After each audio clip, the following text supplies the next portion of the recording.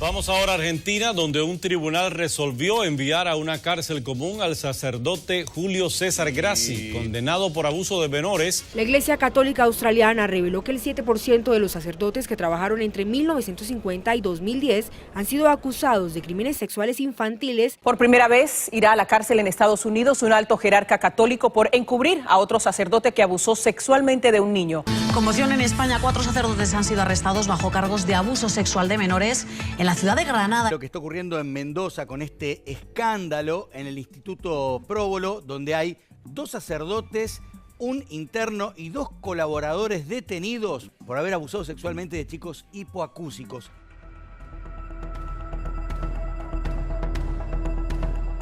En enero de 2014, luego de interrogar a un representante del Vaticano, el Comité de los Derechos del Niño de Naciones Unidas expresó su profunda preocupación por el abuso sexual de menores cometido por miembros de las iglesias católicas que operan bajo la autoridad de la Santa Sede, con clérigos que han estado involucrados en el abuso sexual de decenas de miles de niños en todo el mundo. En ese documento, el comité dijo que la Santa Sede no reconoció la gravedad de los crímenes cometidos, no tomó las medidas necesarias para hacer frente a los casos de abuso sexual infantil, ni para proteger a los niños, y adoptó políticas y prácticas que llevaron a la continuación de la explotación abusiva y la impunidad de los culpables. Algunos hemos tenido la dicha de la vida de contar con alguien que nos ama y que nos ha acompañado, y otros no. Otros han atentado contra su vida, otros han caído en un montón de cuestiones para poder tranquilizar un poco su mente y esos recuerdos que le vienen, ¿no? No, en ese momento creo que no te das cuenta porque sos chiquito, no, sos un niño y no sabes lo que pasa. Capaz inconscientemente sí sabes que hay algo que no está bien. Y bueno, en el resto de los años imagino que sí, que algo me debe haber afectado, porque lo pude hablar una sola vez. A mi mamá se lo conté cuando tenía 18 años y bueno, ella me mandó a terapia y en terapia nunca lo pude contar. Recién hace 3 años y medio. Pasaron 25 años desde que lo hablé. Y entonces creo que me debe haber afectado mucho. I believe that the responsibility for all of the sexual violence in the church lies at the footsteps of the Vatican. It is the policies and the teachings of the Vatican that are promoted across the globe. So I believe that at this point in time, the Vatican should and could do so much more to protect children. I believe that if Pope Francis really wanted to keep children safe, he would open up those files that they're holding in the Vatican and turn over all the information about sex crimes by priests to the police. Those files are being held at the CDF, the Congregation for the Doctrine of the Faith, in the Vatican. Egregious crimes of abuse committed against children have rightly been adjudicated and punished by the competent civil authorities in the respective countries. En 2009, tras años de negar los abusos, el delegado del Vaticano ante la ONU, Silvano Tomasi, reconoció que según las estadísticas internas de la Santa Sede, entre el 1,5 y el 5% de los sacerdotes estaba involucrado en casos de abusos sexuales a menores. Teniendo en cuenta que en todo el mundo el clero reúne a unos 440.000 miembros, ese porcentaje significa que al menos entre 6.000 y 20.000 curas cometieron delitos de pederastía. 5 años después, el Comité de los Derechos del Niño de la ONU concluyó que, por un lado, la Iglesia Católica implementó un modus operandi destinado a trasladar a los curas abusadores, buscando encubrirlos, y por otro lado, impuso una verdadera ley del silencio sobre las víctimas y los curas díscolos. Pero a pesar del temor infundido durante décadas, muchas personas no se callaron y se animaron a reclamar justicia, considerándose a sí mismos sobrevivientes de abuso eclesiástico.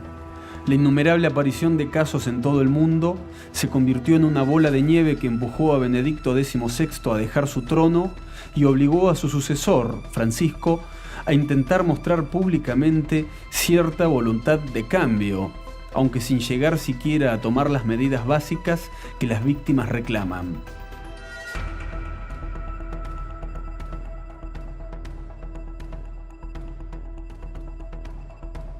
Justo José Larraz está acusado de abusar entre 1984 y 1992 de medio centenar de jóvenes en el Seminario Menor de Paraná en la provincia de Entre Ríos.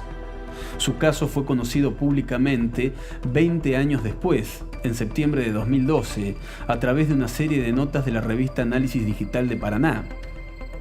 Tras superar varios ardides legales de la defensa de Larraz, el juicio oral recién se realizará en 2017.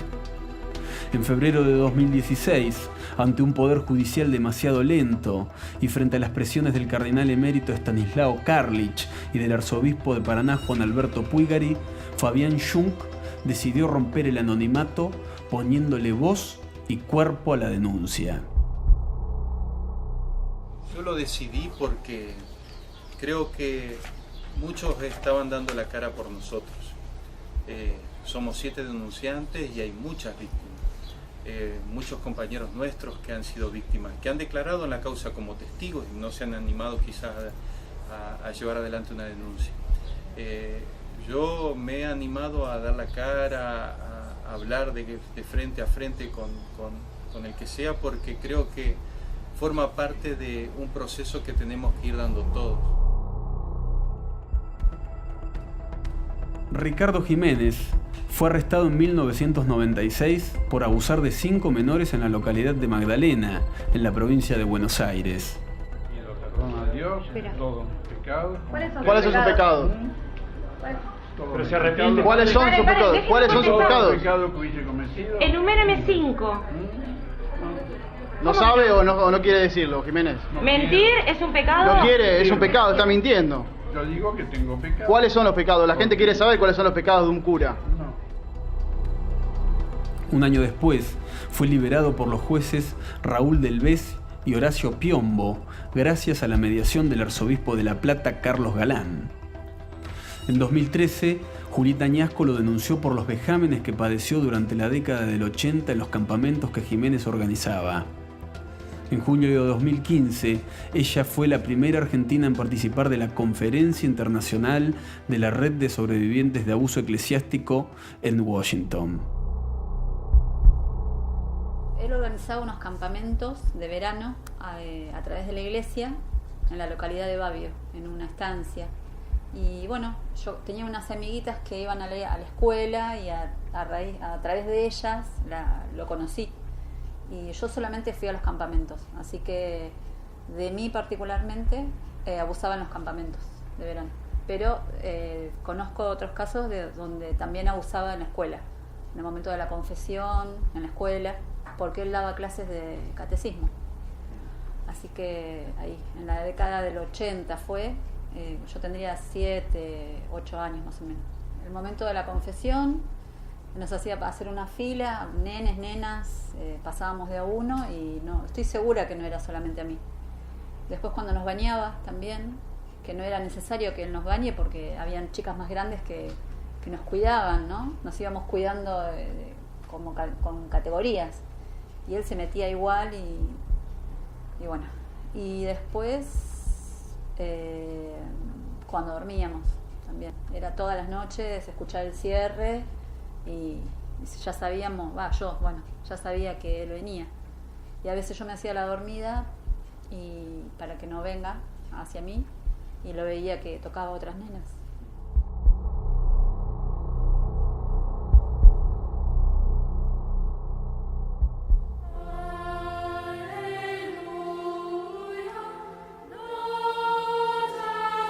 En la década del 80, 130 curas fueron denunciados por abusos de niños sordos en el Instituto Próbolo de Verona, Italia. Esos abusos fueron cometidos entre los años 1955 y 1984. Algunos de los sacerdotes acusados, entre ellos Nicola Bruno Corradi, fueron trasladados a la Argentina, particularmente a La Plata y Mendoza. Si parla spesso di scandali nel Provolo, quindi a me faceva piacere capire se erano vere queste voci. Passati, cerca un dadino, cerca moto adesso. Faceva il professionista. Cioè abusava? Se struccava, per struccare diventa duro, non so come era, Quindi era una cosa comune, frequente? Fai poco sì. Lo facevano un po' tutti i preti? Un po' tutti, sì. Sesso pure? Sì. Sesso? Sì. I preti quando si sapeva venivano allontanati poi. Tolti via. Quando si scopriva... C'era Don Turati, per esempio, Don Turati, anche che lo faceva dopo in America. Venivano mandati quando si scopriva che avevano fatto abusi sui bambini. Di questi preti del Provolo che sono stati mandati in Sud America erano tutti pedofili? No, non tutti, dai, non pensare male, dai. Non tutti? No, però qualcuno. A fines de 2016 se conocieron los abusos y maltratos que sufrieron alrededor de 60 niños hipoacúsicos en el Provolo ubicado en la localidad mendocina de Luján de Cuyo. De inmediato se detuvo a 5 personas encabezadas por Corradi, de 82 años, y su par Horacio Corbacho, de 56. Al momento de su detención, ambos curas cumplían importantes funciones en la sede cuyana, al igual que años antes les había tocado hacerlo en La Plata. Daniel Esgardelis vive en Salta, pero de niño estudió en la sede platense. Enterado del caso destapado en Mendoza, se presentó ante los tribunales de La Plata para denunciar a Corradi. El fiscal me preguntó quiénes serían las personas que habían abusado, le di los nombres de las personas que no solamente abusaban, sino que también maltrataban a los sordos. Desde 1980, en que yo estuve allá, antes y después no sé, pero hay muchos adultos que han sufrido y que siguen sufriendo sin decir, pero yo estoy diciendo, yo siento que esta opresión ya salió, mi vida se arruinó con todo esto, era como una oscuridad, y ahora que el fiscal está investigando y que se están moviendo, es como que están dando luz a estos tantos años de abuso. Yo hace 4 años ya había publicado en YouTube un pedido de que denunciemos y no se me prestó atención. Como delito en sí, digamos, deja consecuencias en distintas esferas, tanto físicas relacionadas con sintomatologías físicas que pueden aparecer, como depresiones, como muchas dificultades a veces para decir que no, para poner límites, porque esto tiene que ver con el poder que se ejerció sobre esas personas, dificultades en la sexualidad, dificultades con su cuerpo, con exhibir su cuerpo, tanto sea no exhibir como exhibir en demasía, y también toda una cuestión que genera lo que es el secreto. Sufrí demasiado y casi me suicido. De cualquier manera, yo decía, salía a la calle desnudo en medio del frío, mi papá me retaba y me decía que no, y yo le decía que sí, que me quería morir y no me podía comunicar. Hoy, gracias a Dios, está saliendo todo esto a la luz y aprovecho esta oportunidad, me siento feliz. Las víctimas, ¿en qué lugar quedan? Quedan en el lugar en que siempre estuvieron, ignoradas, revictimizadas, sin ningún tipo de garantías en cuanto a los derechos, sin tutela judicial efectiva, sin contención y acompañamiento. La institución Iglesia Católica lo que busca es protegerse ella misma. Es una institución transpersonal y como cualquier institución transpersonal lo que importa es su imagen. Como dice Bourdieu, a mayor capital simbólico, más credibilidad. Entonces lo que se busca es eso.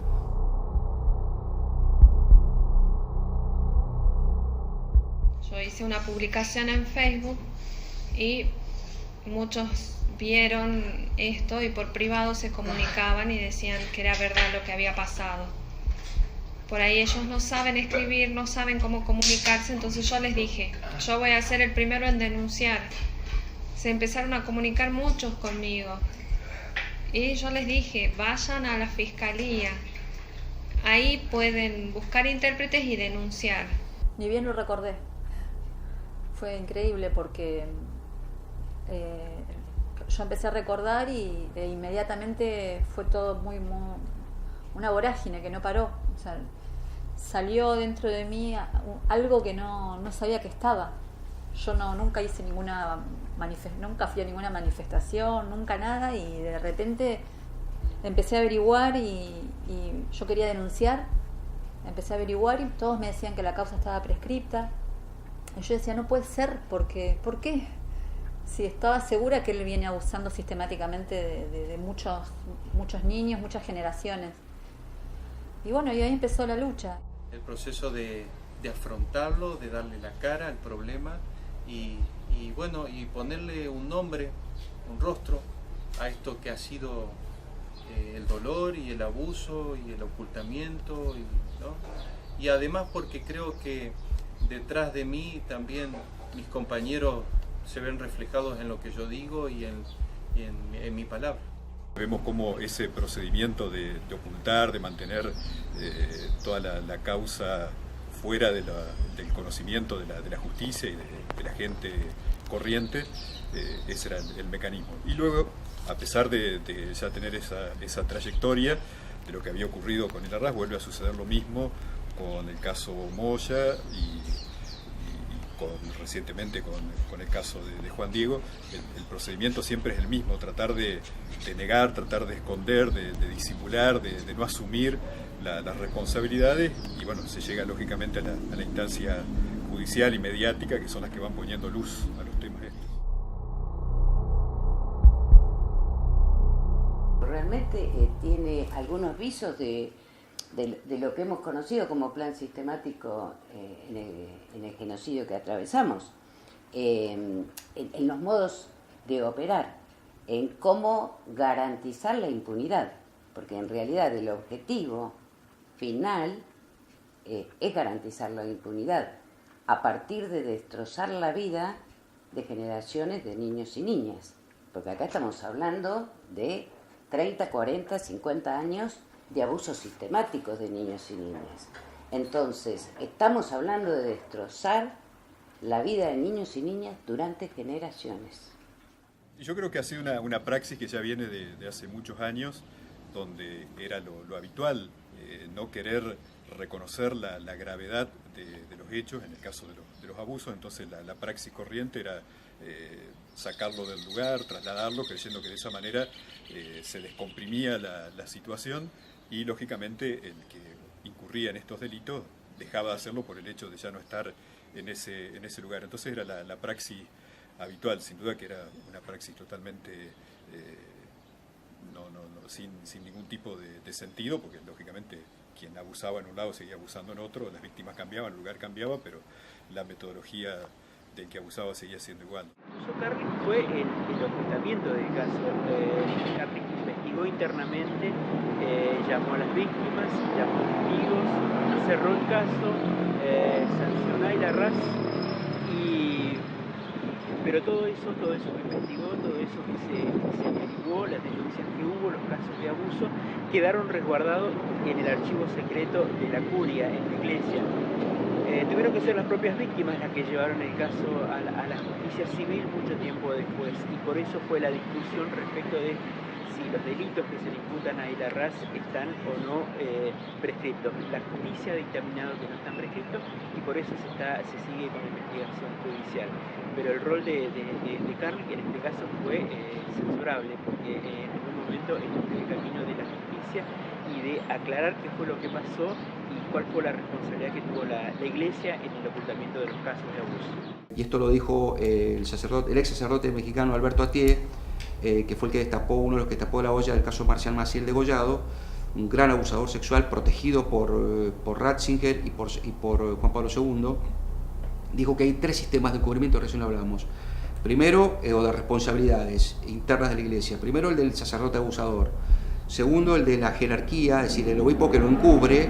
Y el tercer nivel de responsabilidad es de quienes crean el sistema, es decir, abusador, obispo encubridor y creadores del sistema de encubrimiento. Eso es un gran sistema que, a pesar de las palabras de Francisco, no ha cambiado. Ellos son responsables, ellos lo saben, lo supieron siempre. Los papás ya en la década del 60 vienen haciendo protestas porque cada vez que lo trasladan es porque hubo una denuncia previa. En la década del 70 también, y yo estoy segura que ellos saben. Lo único que manifestaban los curas adentro del próbolo era como que era calentura y se la descargaban en los chicos. Todas las cuestiones que pasaron, todo era horrible. Ahora es como que Dios por fin nos está viendo. Y no solamente a nosotros, a todos los chicos. Así como pasó en Mendoza, así queremos también que en La Plata haya justicia. En Mendoza dicen más o menos 60 o 70 víctimas que ya fueron entre testimonios y denuncias. En La Plata, en el próbolo de La Plata, no sé la verdad cuántas personas serán. Yo conozco algunas personas que ya han muerto, que se han suicidado por todo esto que pasaron. Pero, por ejemplo, yo sé y me contaron que el Papa sabe que de esto que pasó, sabía. ¿Por qué dejaron que Colladi venga de Italia? ¿Por qué ocultaron todo esto? Había antecedentes en Verona, en Italia. ¿Por qué lo ocultaron? ¿Por qué lo mandaron para acá? ¿Por qué? Eso es lo que no sabemos. Yo por ahí tengo miedo a futuro por los niños. Yo siento que ya me arruinaron la vida, pero no quiero que le sigan arruinando la vida a más niños. Se me hace difícil entenderlo. He buscado la manera de querer comprender por qué actuaron como actuaron. Se me hace difícil porque ellos eran los que nos tenían que cuidar. Y sabiendo de esto, yo me pregunto, ¿qué hicieron? ¿Por qué no nos cuidaron? ¿Por qué no nos protegieron a nosotros como niños? Uno como papá, más allá de los justificativos que ellos puedan tener, uno como papá de dos criaturas, o no puedo comprenderlo. Me duele mucho lo que hicieron, porque al día de hoy a las víctimas no nos acompañan y no se han comunicado con nosotros. Uno quiere tratar de olvidar aquel proceder de aquel momento, pero lo siguen sosteniendo en el tiempo. En 1974, una instrucción del Vaticano ordenada por Pablo VI y redactada por su secretario Jean Villot determinaba que en asuntos de mayor importancia se requiere un particular secreto que viene a ser llamado secreto pontificio y que ha de ser guardado con obligación grave. Entre los asuntos enumerados por esa instrucción estaba la pedofilia eclesiástica. Estaban obligados a guardar el secreto pontificio cardenales, obispos, prelados superiores, oficiales mayores y menores, consultores, expertos y personal de rango inferior. En 2001, Juan Pablo II y el responsable de la Congregación de la Doctrina de la Fe, Ratzinger, publicaron un nuevo documento. El Motu Proprio Sacramentorum Sanctitatis Tutela. Ese documento obliga a todo el clero y sus auxiliares a no hacer llegar a tribunales ni instituciones civiles nada de lo que tuviera que ver con casos de pedofilia. Cada vez que el ordinario o el superior tuvieran noticia con cierta verosimilitud de un delito reservado tras haber realizado una indagación preliminar, la señalarán a la Congregación para la Doctrina de la Fe. Las causas de esta clase quedan sujetas al secreto pontificio. Motu Proprio Sacramentorum Sanctitatis Tutela.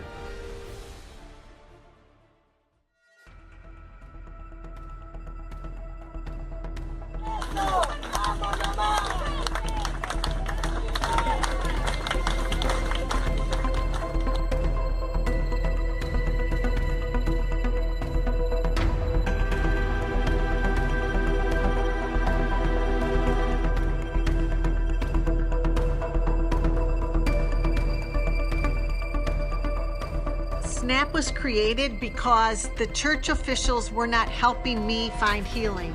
I was still hurting and couldn't get help from the church. So I started looking for other victims and trusted that we could find each other and help each other. And that's what happened.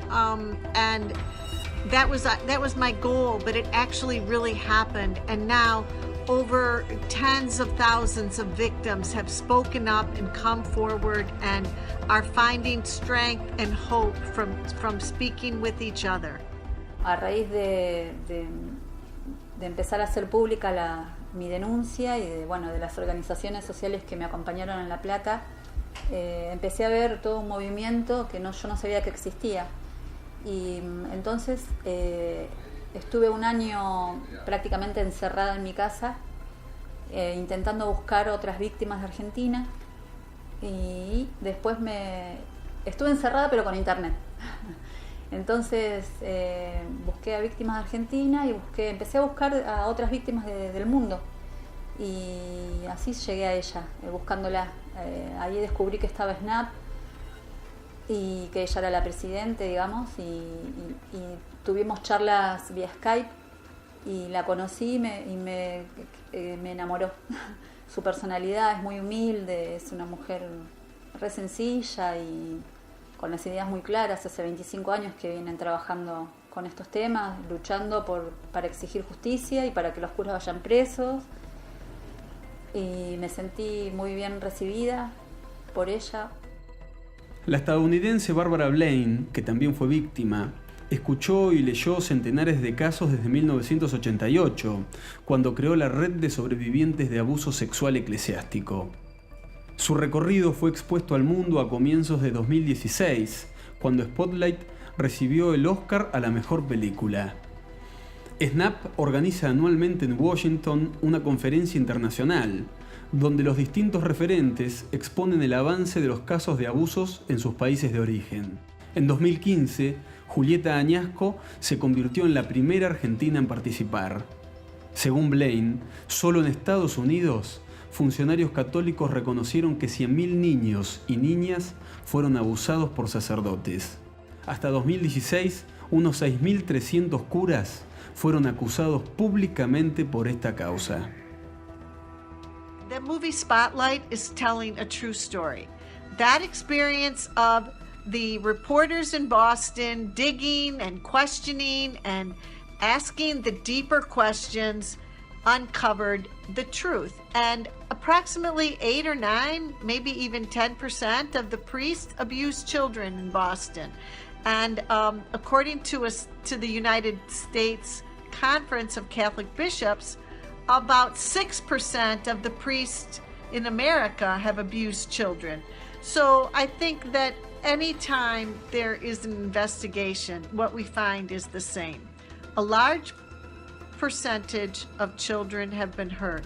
The church officials already know, and if we want to see any change, and if we want children to be safe, people have to tell whether they experienced sex abuse, whether they suspect it, whether they witnessed it, whatever information they have.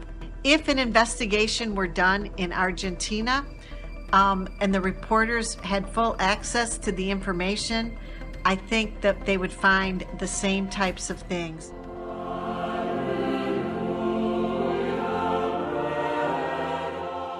No vamos a dar un paso atrás en lo que se refiere al tratamiento de estos problemas y a las sanciones que se deben poner. Al contrario, creo que debemos ser muy fuertes. Con los chicos no se juega.